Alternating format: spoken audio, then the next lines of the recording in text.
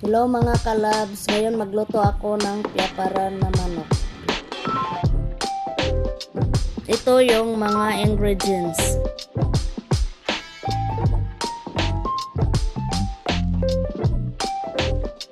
Ito pala yung manok, hinugasan ko na at nilagyan ng palapa at saka turmeric.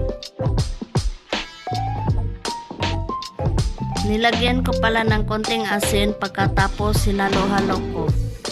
Bago ko pala nilagay sa kaldero, minarinate ko muna yung manok ng 10 minutes. Sunod pala nilagyan ko ng konting tubig para maglambot yung manok at saka dahon ng laurel.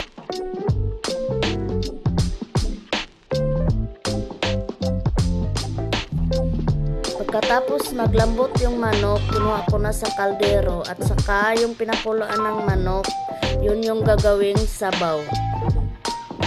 Nilagay ko na yung sikan gata at saka pagkatapos repolyo. Sinama ko na paglagay yung bombay, kamatis at saka siling haba. Nilagyan ko na ng asin at saka yung first gata at saka pinakuluan ko na. Ito na yung finished product. Pagkatapos naluto ko yung sabaw, nagpainit na ako ng kawali, nilagyan ko ng oil, din mga lamas, din nilagay ko yung niyog. At saka nilagyan ko na ng turmeric, pinalo-halo ko para magpantay yung yellow.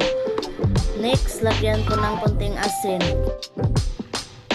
Nilagyan ko ng konting palapa mga kalabs at saka halo-haloin ng mabuti para maluto ang niyog.